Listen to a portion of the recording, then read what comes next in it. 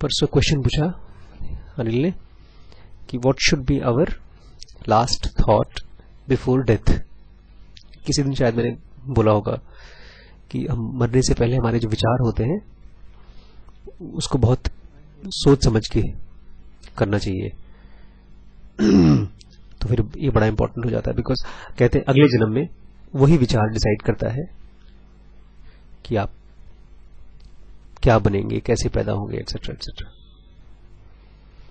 ये चीज कॉमनली समझी जाती है कि मरते समय अगर आपने सही सही विचार कर लिया तो फिर आपका उद्धार हो जाएगा। इसलिए लोग बोलते हैं मरते समय राम का नाम लो, या लोग बोलते हैं मरते समय अपनी प्रेयर्स वगैरह पढ़ लो, लेकिन ऐसा होता नहीं है। बिकॉज जो डेथ है बहुत डरावनी चीज है,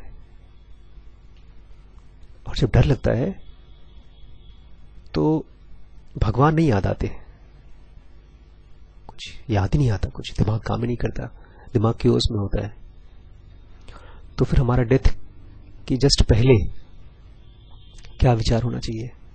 एक बहुत सुंदर कहानी राम जी ने लिखी है, ज़ेन कहानी, उस पर योगा हैबिट्स में, कि एक ज़ेन साधु था, उसने अपने शिष्य से 60 पोस्ट कार्ड्स मंगाए और उन सब पे एक छोटा छोटा संदेश लिखा और अपने शिष्य को बोला जाओ इसको पोस्ट कराओ। और उस सब पे क्या लिखा था, आज मैं इस दुनिया को छोड़ के जाने वाला हूं, धन्यवाद, आपका प्रिय सो एंड सो।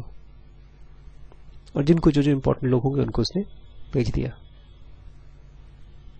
क्या हमारी ऐसी हालत होगी कि हम मरने से पहले अपने सारे फ्रेंड्स को मैसेज कर सकें व्हाट्सएप पर या फेसबुक पर, आज रात को मैं जाने वाला हूं। हम डर जाएंगे, बल्कि हमारे दोस्त क्या हुआ यार, सुसाइड कर रहा है क्या। तो डेथ के समय हमारी लास्ट थॉट क्या हो, इसके लिए तो पहले डेथ को सोचना पड़ेगा। डेथ कब आएगी,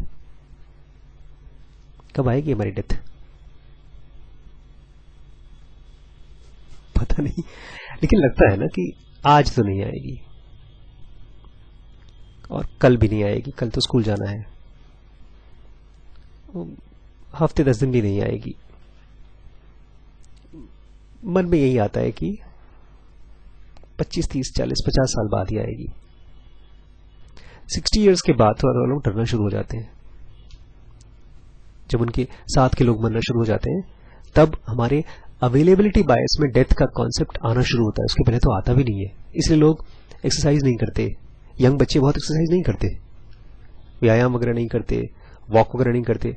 आप सुबह चले जाए ना वो डीएम रोड पे, वहां पर या तो जीआईसी के जो प्लेग्राउंड है उसमें या तो आपको स्पोर्ट्समैन दिखाई देंगे व्यायाम करते हुए, दौड़ते हुए, या तो आपको बूढ़े लोग दिखाई देंगे। यंग पढ़ने लिखने वाले लोग या वैसे ही यंग लोग नहीं दिखाई देते, उनके पास बहुत काम है। तो जो लोग डरते हैं बेसिकली हेल्थ के रीजन से, वो लोग अपने हेल्थ के ऊपर काम करना शुरू कर देते हैं एक्सरसाइज वगैरह करके। लेकिन डेथ के बारे में विचार करना ये बहुत मुश्किल काम है, बिकॉज डेथ से हम बहुत बायस्ड हैं, हमको पसंद नहीं है डेथ।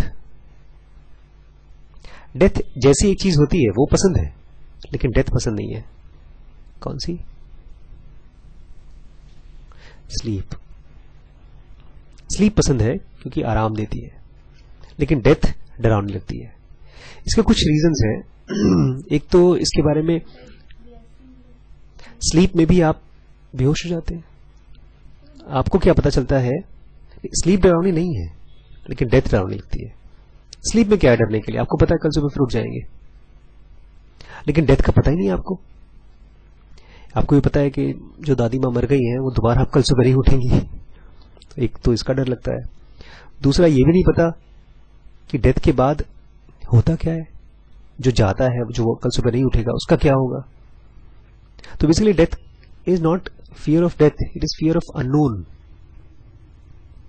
हर ऐसी चीज जिसके बारे में हम नहीं जानते उससे हमारा दिमाग डरता है। इसके ऊपर पूरी एक किताब लिखी है कृष्णमूर्ति ने, बोली है द फियर ऑफ अननोन। तो डेथ के समय हमारी लास्ट थॉट क्या हो, इसके लिए तो पहले हमको डेथ के लिए अपने थॉट्स को चेंज करना पड़ेगा, अपने बायस को चेंज करना पड़ेगा, उसको स्टडी करना शुरू करना पड़ेगा। ऐसे पढ़ें जैसे हम लोग साइंस को पढ़ते हैं, जैसे मैथ्स को पढ़ते हैं, छोटी छोटी चीजों को पढ़ते हैं। और डेथ के साथ आप कुछ नहीं कर सकते, उसके बारे में खूब खूब खोजबीन कर सकते हैं। बुद्धिस्ट मॉन्क अपने ग्रुप में शिष्यों को डेथ के बारे में सिखाने के लिए पता है क्या करते थे? जो आखिरी बुक है और मेरी पढ़ाई की बुक। डेथ के प्रति हमारा रवैया बदलना होगा। उसके लिए जो हम एक तो हम लोग कह रहे थे, विवेकानंद बुद्ध जैसे लोग जो थे, आज भी बहुत से लोग करते हैं, अपने शिष्यों को मरघट पे भेजते हैं। मरघट जहां पर डेड बॉडी जलाई जाती है। क्यों भेजते हैं? इसलिए बदनाम भी है बहुत सी जगहों पर ना, इनको बुद्ध को बोला जाता है वो निराशावादी है, दुख फैलाते हैं। क्योंकि अपने शिष्य को बोलते थे वो जाकर जहां पर शमशान घाट पे डेड बॉडी जल रही है वहां बैठ के उसको ऑब्जर्व करो। और खाली इतना ही नहीं है, वो ये बोलते थे कि ऑब्जर्व करो कि तुम मरने वाले हो। क्योंकि जब तक आपके मन में ये थॉट नहीं आएगा और बहुत इंटेंसिटी के साथ कि आप मरने वाले हैं और जल्दी ही मरने वाले हैं, तब तक आप उसके बारे में कुछ करेंगे नहीं। मैं डरने की बात नहीं कह रहा हूं, किसी को कैंसर हो जाता है तो लोग डरते हैं, दुखी होते हैं, और वो दुख भी इंटेलिजेंट अंडरस्टैंडिंग ऑफ डेथ नहीं है। There is just fear of death और bias, very strong bias against death. जैसे वो बच्चा आता है यहाँ पे ना, वो बोलता था कि मेरे घर में जो सुसाइड हुए हैं उसको देखा देखी मुझे भी लगता है कि मैं भी मर जाऊं, दुखी हो। बेसिकली हम जब दुखी होते हैं तो हम चाहते हैं कि दुनिया से भाग जाएं, लेकिन वो डेथ के बारे में नहीं। That is not exploration of death, that is just running away from your pain and suffering. तो जो बायस है हमारा डेथ के लिए, पहले तो उसके लिए दिमाग में डेथ को लाना पड़ेगा, उसको स्टडी करना पड़ेगा। और वो कैसे पॉसिबल है? एक तो एक बहुत माइल्ड फॉर्म है, स्लीप के साथ एक्सपेरिमेंट कर सकते हैं हम लोग। क्योंकि जब आप मरते हैं तो तकरीबन वैसे ही होता है जैसे स्लीप में होता है, लेकिन उसकी टाइम बहुत ज्यादा होती है। स्लीप में वही 2-4 घंटे के लिए होता है, डेथ में वही कहते हैं 2-400 साल या 2-4 हज़ार साल के लिए होता है, फिर आप जन्म ले लेते हैं कहीं पर। तो अगर आप कॉन्शियसली सो पाए, कॉन्शियसली मतलब आप आंख बंद करके जा रहे हैं, आप जब आंख बंद करते हैं तो आपका जो कॉन्शियसनेस बॉडी से शिफ्ट होकर मॉलिक्यूलर बॉडी में जाता है। तो ये जो शिफ्टिंग का जो प्रोसेस है ये हमारे कंट्रोल में नहीं है, ये बहुत हाई इंटेंसिटी प्रोसेस है। ये ऐसा ही है जैसे कि बहुत गहरे समुद्र में आप कूदें तो समुद्र के ऊपर का प्रेशर और समुद्र के नीचे का प्रेशर में बहुत डिफरेंस होता है, पता है ना? उस डिफरेंस को अगर आपने प्रॉपरली पहले ट्रेन नहीं किया तो उसे पता है कौन कौन सी बीमारियां होती है? एक बीमारी होती है, पता है, एम्बोलिज्म, एयर एम्बोलिज्म। होता क्या है कि जो यहां पर प्रेशर है और नीचे जो पानी के नीचे प्रेशर है, इन दोनों के डिफरेंस की वजह से आपके खून में एयर पार्टिकल्स बन जाते हैं। या जमीन पर जो प्रेशर है और जो माउंटेन्स पे प्रेशर है उसमें बहुत डिफरेंस है। तो उसको आपको मीटअप करने के लिए अपनी बॉडी को ट्रेन करना पड़ता है। इससे कहीं ज्यादा डिफरेंस है between the pressure of molecular body and physical body. जिस तरह से आप इसमें जी रहे हैं उस तरह से उसमें नहीं जीते। तो ये प्रेशर इतना ज्यादा होता है कि हम उस दौरान बेहोश हो जाते हैं, शिफ्टिंग के दौरान। योगा मतलब, योग मतलब यूनियन, जोड़। किस चीज का किस चीज से? मॉलिक्यूलर बॉडी का फिजिकल बॉडी से। अभी नहीं जुड़े हैं हमारे, अभी हमको लगता है खाली हमारे पास फिजिकल बॉडी है बस। जब सोते हैं तो हमको लगता है कि फिजिकल बॉडी ही कहीं ना कहीं जी रही है, जबकि वो सच नहीं होता। मॉलिक्यूलर बॉडी में हम कुछ कुछ करते हैं और वो हमारे कंट्रोल में भी नहीं होता। तो कैसे हो कि जो हमारी मेमोरी फिजिकल बॉडी में जो है वो ही कंटिन्यू होती जाए मॉलिक्यूलर बॉडी में। आपको पता रहे कि मैं अब जग रहा हूं मेरी फिजिकल बॉडी में और अब मैं शिफ्ट होकर के मॉलिक्यूलर बॉडी में जा रहा हूं और ये स्वप्न की दुनिया है या मॉलिक्यूलर वर्ल्ड है। और फिर जब सुबह उठे तो आपको पता रहे कि ये जो इस पूरे दौरान अगर आप अवेयर रह पाए, that will give you strength और that will prepare you for actual death. Basically death का डर क्या है? Loss of control. आपके हाथ में कुछ है ही नहीं, जैसे आपने कहा मेरे हाथ से सब छूटा जा रहा है,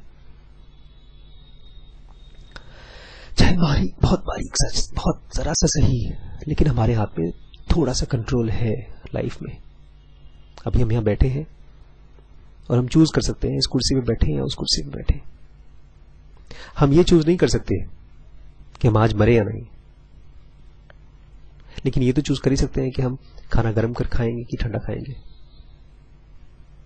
तो बहुत थोड़ी सी चॉइस का एलिमेंट हमारे हाथ में है। उसी चॉइस के एलिमेंट को यूज करके हमको अवेयरनेस पर काम करना होगा, बिकॉज अवेयरनेस ही है जो चीजों को लिंक करती है। आप जब फिजिकल बॉडी से मॉलिक्यूलर बॉडी में जाते हैं तो क्या होता है? आपका अवेयरनेस। तो डेथ के टाइम आपका थॉट क्या होना चाहिए, दैट इज सेकेंडरी। डेथ के टाइम आपकी अवेयरनेस कैसी होनी चाहिए, दैट इज प्राइमरी। और वो कैसी होनी चाहिए? बेहोश नहीं होनी चाहिए, होशपूर्वक होनी चाहिए। और वो कैसे होती है? होशपूर्वक कैसे आप सो सकते हैं? ये पार्ट टाइम मामला नहीं है।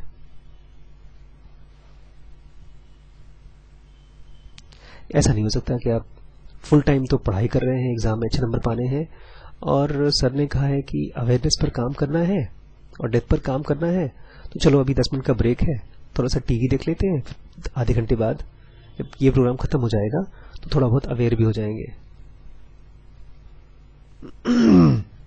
ये फुल टाइम जॉब है, क्योंकि मरना भी फुल टाइम जॉब है ना। फुल टाइम मतलब डेथ पूरे ब्रेन की होगी। ऐसा तो है नहीं कि हमारी आई सेंटर जिंदा रहे और ई सेंटर मर जाए, कि हमारे अंदर की जो इच्छाएं हैं वो मर जाए लेकिन बुद्धि जिंदा रहे, ऐसा नहीं होता। पूरा शरीर मरता है हमारा। इसीलिए योग या ज़ेन योग कहती है, ज़ेन योगा, कि only purpose for we being born on this planet is to get self realised. और कोई पर्पस ही नहीं है, पीरियड। मेरे ख्याल से उनका बस चले तो सारे स्कूल, सारे कॉलेज, सब सारे घर सब बदल करके सबको वाली लाइन से जाओ, सुबह से लेकर शाम तक ध्यान करो, थोड़ा सा खाना खाओ, फिर ध्यान करो, वॉक करो, मेडिटेशन करो, बात करो तो ध्यान से बात करो, नहाओ तो ध्यान से नहाओ, लड़ाई करो तो भी ध्यान से लड़ाई करो, कपड़े पहनो तो ध्यान से कपड़े पहनो। This should be the first and the last priority of our day. अगर ये नहीं हो रहा है तो इट इज ऑलमोस्ट इम्पॉसिबल कि आप मरते समय इतने, सोचिए आप पहाड़ के ऊपर खड़े हैं, बाहुबली तो है नहीं, आप देखा है बाहुबली में क्या करता है? वो रस्सी फेंकता है, बोलता है भल्ला, और कूद जाता है रस्सी से। देखा नहीं सीन नहीं याद है तो ऐसा नहीं होता रियल लाइफ में। रियल लाइफ में अगर कहीं डर आता है तो डर क्या करता है? हमारी बुद्धि को डोमिनेट कर देता है, ई सेंटर आई सेंटर पे डोमिनेशन ला देता है। ऐसा लगता है ऐसे दिखा था ना अपन ने, जिसमें शेर ने बच्चे को पकड़ लिया था, कोई फाइट नहीं थी उसमें। जब गुस्सा आया था एक लड़के को, जब मैंने दिखाया था वीडियो, बोलता सर उसने लड़ा क्यों नहीं? तकरीबन ऐसा ही होता है हमारे साथ। जब हमारी इंस्टिंक्ट या जब हमारी इमोशन हमारी बुद्धि को पकड़ के दबाती है तो बुद्धि जरा से भी रेजिस्टेंस नहीं लाती, कोई लड़ाई नहीं होती, अपने आप उसी के सुर में बात करना शुरू कर देती है। मतलब अगर आप किसी को चीज को सही मानते हैं और अचानक आपका कोई बहुत जान पहचान, बहुत प्यारा, उसको खराब बोलना शुरू कर दे तो आप तुरंत बायस हो जाते हैं। आपने क्या लॉजिक की वजह से उसको सही बोला था, सब खत्म हो जाता है। राम जी भैया गए एक दिन दीदी के पास, जो हमारे साथ काम करती हैं, स्कूल में बैठती हैं, तो उनको बोला, अरे मोदी जी का देखा है, वो बहुत अच्छा काम कर रहे हैं आजकल। क्या अच्छा काम कर रहे हैं? बस विदेशों में घूम रहे हैं, मौज कर रहे हैं। उनकी प्रॉब्लम थी, उनका कुछ जॉब वॉब का चक्कर चल रहा है, नहीं लग पाया, तो उसकी प्रॉब्लम कौन है? मोदी जी। और राम जी को मोदी जी क्यों अच्छे लगते हैं? भाई हिंदू है, ये हिंदू, सारे हिंदुओं को मोदी जी अच्छे लगते हैं। ये भी बायस्ड है और वो भी बायस्ड है। रैशनैलिटी जानते हैं ना? रैशनैलिटी मतलब समझ, कोई चीज क्यों होती है उसकी परख, उसकी जान। जैसे अगर फोन में एक बटन दबाओ तो वो काम होगा, इसको रैशनैलिटी बोलते हैं। ये आई सेंटर का काम है, बुद्धि का काम है। और बुद्धि अगर आपने फुल टाइम नहीं ग्रो किया है, उसको ऐसा नहीं कर दिया कि अगले साल 2 साल में इतनी मजबूत हो जाए कि बुद्धि को कोई डिस्टर्बेंस ना हो इमोशन से, अगर ऐसा आपने नहीं किया है तो डेथ की प्रिपरेशन नहीं कर सकते हम। कार चलाना जानते हैं? बाइक, आपके स्कूल में एक बाइक से बच्चा मर गया, स्पीड में चला रहा होगा। यूजुअली एक्सीडेंट्स लापरवाही से होते हैं। लापरवाही क्या है? जो चीज आपके कंट्रोल में नहीं है वो चीज आप कोशिश करें। बुद्धि आपके कंट्रोल में नहीं है, इमोशंस आपके कंट्रोल में नहीं है, और आप बोल रहे हैं मैं डेथ की तैयारी करना चाहता हूं। शायद डर गए होंगे आप, किसी दिन मरने वाले हैं, शायद ऐसा लग रहा होगा, लेकिन फिर भी थैंक गॉड कि उस दिन ये तो ख्याल आया कि मुझे डेथ की तैयारी करनी है। We are really happy. एक बहुत अच्छी टीवी सीरियल का एपिसोड है, मैं आपको, it's a very good way of showing people that ठीक है, हम लोग महान योगी सन्यासी नहीं है, हम लोग स्वामी विवेकानंद नहीं है कि फुल टाइम जॉब करें। हमारे पास तो पार्ट टाइम ही है सर, मोबाइल भी हमारे पास, सब काम है ढेर सारे, तो कैसे करें? उसमें दिखाते हैं कि 2 भाई हैं, वो एक बहुत बड़े डीमन से लड़ाई करने वाले हैं। वो डीमन अकेले ही हजारों लोगों को ऐसे उंगली उठा करके मार सकता था ऐसे।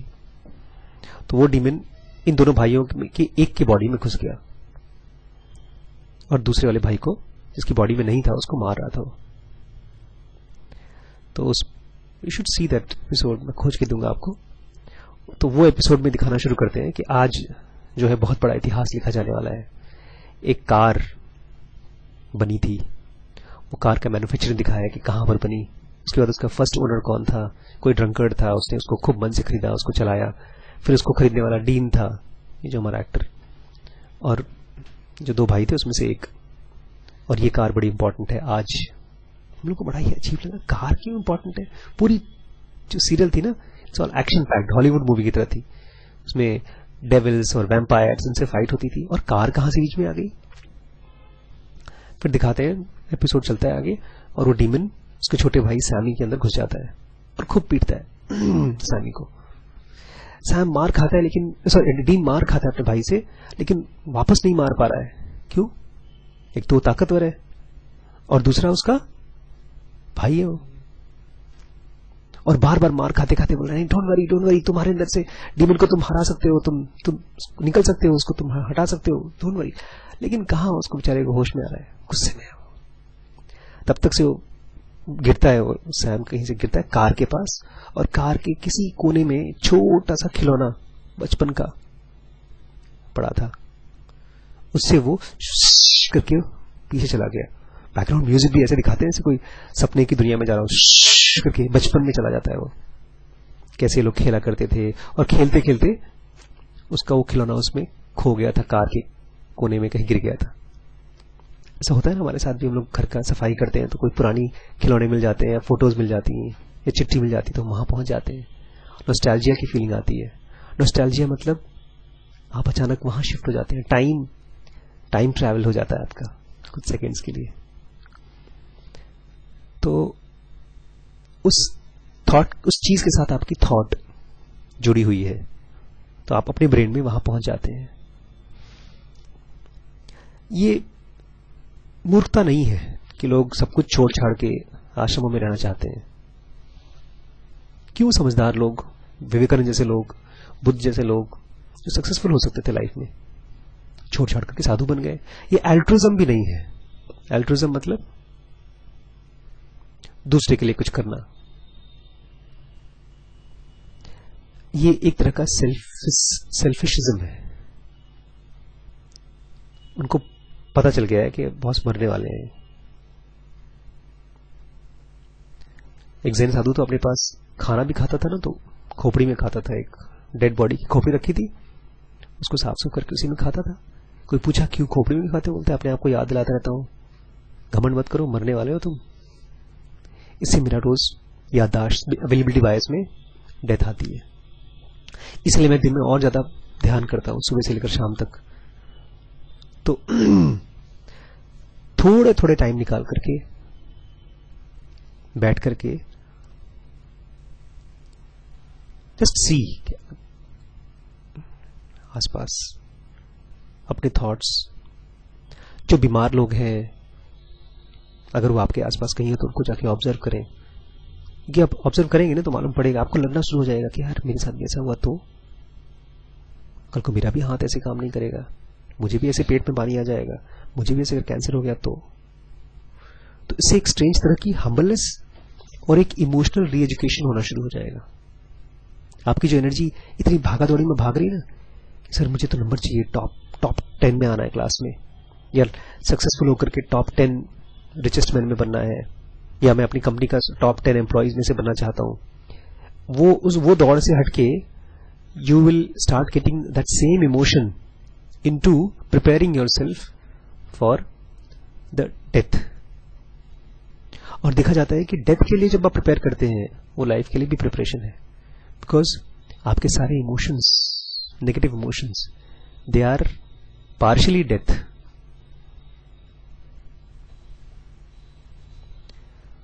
कल परसों की बात थी, पता नहीं क्या हो गया मुझे, श्रीश टीवी देख रहा था, सुबह से लेकर शाम तक टीवी देख रहा था। और फिर मैं तो काम कर रहा था, वो आया, नीचे गया तो आया, बोलता है हाँ देख लो, जब मैं आ जाऊंगा ऊपर खेल के आऊंगा नीचे से तो फिर मेरी टीवी चलेगी, मेरा प्रोग्राम चलेगा। मैंने कहा ठीक है जाओ, तो चला गया। फिर वापस आया तो 10 मिनट में आ गया वो, और मेरी टीवी बची थी ऑलमोस्ट आधे घंटे का, 1 घंटे का प्रोग्राम खाली था उसमें। तो जैसे कोई गियर नहीं बदलता, जैसे गियर बदल गया हल्का सा। मैंने कहा तुम्हारा ही चलेगा बस, मेरा नहीं चलेगा। मैं हूं, रिम्पी होती तो उसमें तो बोलती नहीं पापा मम्मी देखेंगे, बच्चे नहीं देखेंगे, बंद करो। लेकिन मैं थोड़ा कमजोर पड़ जाता हूं, थोड़ा सॉफ्ट पड़ जाता हूं। यूजुअली मैं उसको बोलता हूं ठीक है तू जो करना है कर, वो देखता है। लेकिन उस दिन पता नहीं क्या हो गया था, मैं उसको टॉन्ट मारे जा रहा था, तुम ही देखो, मेरा तो कभी लगेगा ही नहीं। एक के बाद एक टॉन्ट मारे जा रहा हूं, और मैं देख रहा हूं क्यों मार रहा हूं ये समझ में नहीं आ रहा, लेकिन फिर भी मारे जा रहा हूं। ये टॉन्ट करीब उसका प्रोग्राम चला होगा 1-1.5 घंटे के लिए, और जब भी मेरी शक्ल देखे तो मैं बोलूं देखो मुझे, मेरी क्या परवाह है तुमको। उसने मुझसे दूध मांगा, मैंने कहा बस पापा है, दूध देंगे, नौकर है तुम्हारे। उसने फिर ला के दे दिया दूध पीता रहा। फिर मुझसे पूछता है आप गुस्सा हो मुझसे, बिकॉज अगर गियर बदला है तो ही कुड फील इट। मैंने कहा उससे क्या फर्क पड़ता है तो मैं गुस्सा हूं कि नहीं। After some time he got tears into his eyes. आप देख लीजिए, अपना देख लीजिए। तो ये जो हल्का सा शिफ्ट हुआ है ना, ये जो शिफ्ट है that is more important than actual work. जो वहां पर टीवी चले या ना चले, उससे ज्यादा इंपॉर्टेंट है कि यार मेरे इमोशंस, यार मेरे इंटेलिजेंस पर मेरा कंट्रोल कैसे आए।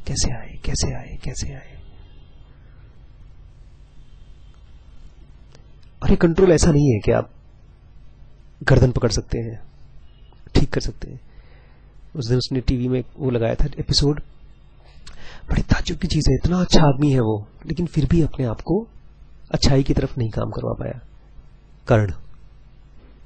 कर्ण की स्टोरी चल रही थी कार्टून में, दानवीर कर्ण। तो क्यों वो धर्म की तरफ से नहीं लड़ाई कर पा रहा था वो?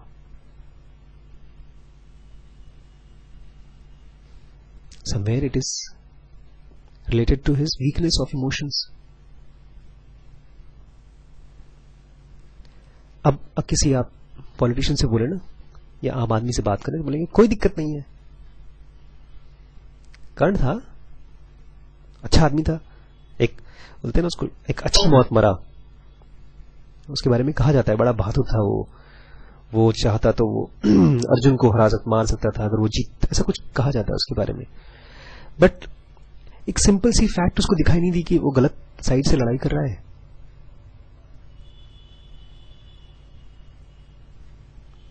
अगर नहीं दिखी तो उसका रीजन क्या है? That is his emotions, wrongly educated emotions. सारी अच्छी अच्छी क्वालिटीज उसके अंदर, दान देता है, ताकतवर है, फिर भी उसको ये नहीं समझ में आ रहा था कि सही क्या है, किस तरफ से हमको लड़ाई करनी चाहिए। और दो तरह की लड़ाई होती है, एक बाहर की लड़ाई और एक अंदर की लड़ाई।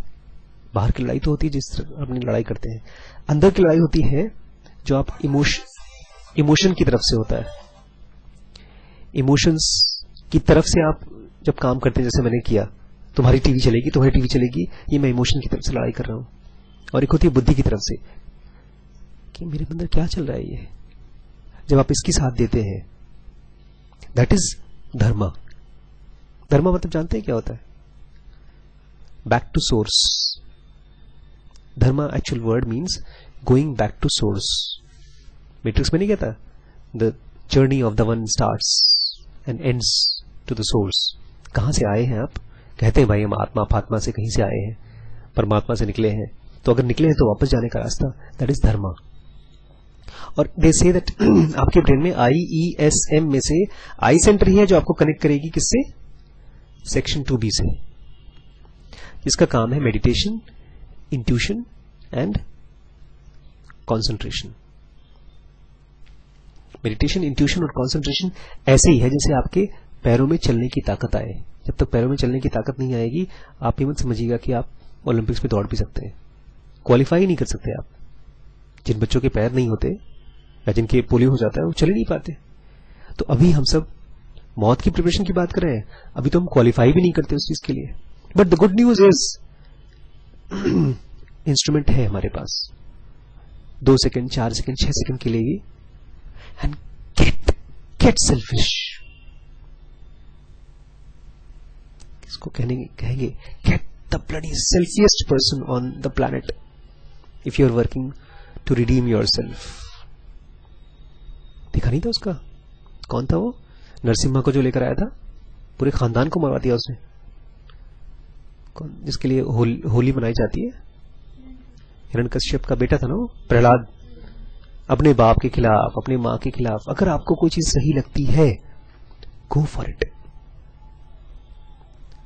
चाहे शाम से, चाहे दाम से, चाहे दंड से, चुपके से, कैसे भी चलिए, बट जाइए। इसलिए कृष्ण झूठ भी बोलते हैं, सच भी बोलते हैं, because something that can lead you to freedom. फिर ये मत देखिएगा कि मैं किसके लिए वफादार हूं कि नहीं हूं। कृष्णमूर्ति को लगा कि मुझे थियोसॉफिकल सोसाइटी का जो काम है वो नहीं करना है। उनके नाम से 5000 एकड़ जमीन और कैसल खूब इकट्ठा करके लोगों ने डोनेट किया था कि आप हमारी सोसाइटी को चलाइए। उन्होंने मना कर दिया, मैं नहीं चलाने वाला, मैं कोई वर्ल्ड लीडर नहीं हूं, वर्ल्ड टीचर नहीं हूं, मैं कोई बुद्ध का अवतार नहीं हूं। It was selfishness. बहुत खराब खराब लोगों ने बोला उनको। हमको भी माँ बाप चाहते होंगे बेटा तुम हमारे घर का नाम रोशन करोगे, तो जो सूरज कहूं या चंदा जग में मेरा राज दिलारा, नाम रोशन नहीं करने के लिए आए हैं आप। आपका पर्पस है अपनी फ्रीडम को अर्न करने के लिए आए हैं आप। And thanks to parents that उनकी वजह से आए हैं, so be thankful to them, don't be disrespectful to them. मैंने बहुत बड़ी बेवकूफी की है। तो जैसे आप जाते हैं ना, जब स्कूल जाते हैं तो आप जो अंकल बाहर खड़े हैं तो उनको नमस्ते बोलते हैं, गाली तो नहीं देते आप, लड़ाई भी नहीं करते। ऐसे पेरेंट्स से गाली मत करिए, लड़ाई मत करिए, बहस मत करिए, उनको अपनी जिंदगी जीने दीजिए और आप अंदर अंदर अपनी जिंदगी जीना शुरू करिए। हमारे हाथ में किसी और की जिम्मेदारी है ही नहीं। जो लोग ले लेते हैं दूसरों की जिम्मेदारी, वो एक तरह की हिंसा होती है, वायलेंस। खुद तो अपने आप को ठीक कर नहीं पा रहे, दूसरों को ठीक करने चल रहे हैं, कर भी नहीं पाते। आज अमल जी ने बड़ा अच्छा सा एक आर्टिकल लिखा है, why intelligent people also misunderstand. उन्होंने वो लिखा है कि if you want to understand somebody, the other person will start opening himself out. But हम समझना कहाँ चाहते हैं किसी को, हम तो ब्लेम करना चाहते हैं, यूजुअली खुद को भी ब्लेम ही करते रहते हैं, फेल हो गए हो तो इस वजह से हुए, उस वजह से हुए। The point is you have to be selfish in a very intelligent way, not standing on the side of your emotions but standing on the side of your rationality. लेकिन उसको पहचाने कैसे? कभी रैशनल हो जाते हैं, फिर कभी इमोशनल हो जाते हैं। इनको दोनों में डिफरेंस मालूम पड़ता है? पता चलता है? नहीं, कभी नहीं मालूम पड़ता। पानी पीते हैं तो मीठा पानी और नॉर्मल पानी और खारे पानी में फर्क मालूम पड़ता है? उसको सोचते हैं ना आप। ऐसे अगर आप खोजना चाहें, सोचना चाहें तो मिलेगा। तो जल्दबाजी ना करें। जल्दबाजी नहीं करेंगे तो आप कोई चीज को देखेंगे और आपको मालूम पड़ना शुरू हो जाएगा। सिंपल सिंपल चीज मालूम पड़ती है हम लोग को। सर्दी से गर्मी आती है तो हमारे स्किन को मालूम पड़ जाता है गर्मी आ गई। हमारे स्वेट ग्लैंड्स को मालूम पड़ जाता है पसीना निकालना है। तो क्या हमको नहीं मालूम पड़ेगा कि हम बुद्धि में कब है और कब इमोशन में है? हाँ, कंट्रोल में नहीं होता, लेकिन मालूम तो पड़ता ही है। तो जिन मोमेंट्स में आपको मालूम पड़ता है कि आप इंटेलिजेंस में हैं, ज़ेनोगा बताती है उन्हीं मोमेंट्स को बढ़ाने के तरीके हैं। आपका भोजन, आपका ब्रीथिंग, आपका सेक्स, आपकी थॉट्स की इंटेंसिटी, एक्सरसाइजेस, सिंपल सिंपल सी चीजें हैं। But they are not the cause of your consciousness, they are the cause of removing blocks on the consciousness. ये तब तक नहीं पॉसिबल हो पाएगा जब तक आपको चस्का नहीं लगेगा, स्वाद नहीं मालूम पड़ेगा इंटेलिजेंस का। जैसे आप कहते हैं ना, सुबह सुबह उठो तो एकदम ऐसा लगता है बहुत अच्छा टाइम है। ऐसे ही दिन में भी होगा अगर आप अपने भोजन पे काम करना शुरू करें, 3 स्टेप पे काम करना शुरू करें और इसके पीछे भागे ना कि जल्दी हो जाए। पेशेंटली काम करते रहे, पेशेंटली काम करते रहे। और इस पेशेंस में काम करते करते अगर आप मर भी गए तो भी आपका बहुत अप्रोप्रिएट जगह पर रीबर्थ होगा। इसको कृष्ण को गीता ने पूछा है कि अगर कोई आदमी आपकी भक्ति करते करते, भक्ति का मतलब वो नहीं है जय राम राम राम राम राम, भक्ति का मतलब you are very serious about something, you want to understand something very seriously. वो करते करते मर गए तो क्या होगा? तब उन्होंने कहा है कि आपके मैथमेटिकल कैलकुलेशन के हिसाब से एक एल्गोरिथम है आपकी, और उस एल्गोरिथम के हिसाब से billions and millions and billions of people में से वहीं पर आप पैदा होंगे जहां पर वो सब आपको अपॉर्चुनिटीज के फॉर्म में मिलेंगी आगे बढ़ने के लिए। मुझे मिली, मुझे याद है ज़ेनोगा, मुझे पता है कैसे मिली थी। उस समय तो पैसे भी नहीं होते थे मेरे पास। एक लाइब्रेरी में मिल गई, उठा लाया मैं। पढ़ने के लिए जगह भी मिल गई। आमतौर पे पापा मम्मी नहीं पढ़ने देते ऐसी किताबें, तो भाई का घर था, वहां थे।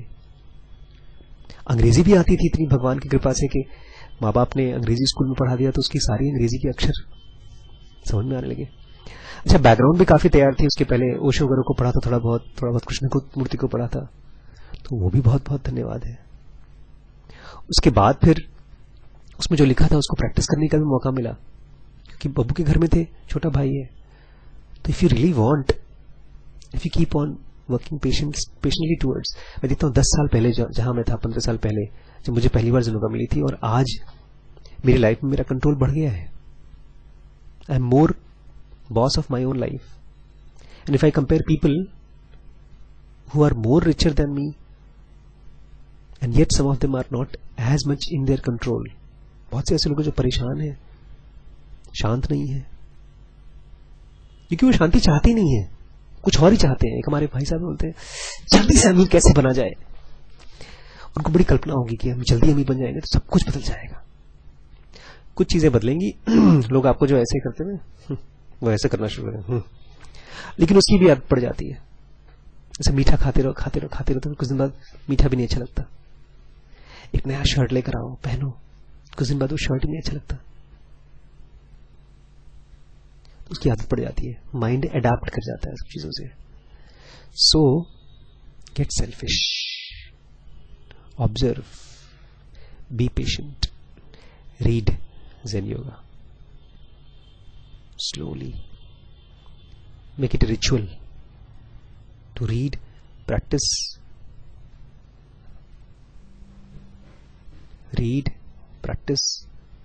Try to write, try to translate. कहीं पर अगर आपको मिल रही कोई चीज इस तरह की, उस चीजों को खोजिए, पढ़िए. Get selfish. Spiritually selfish.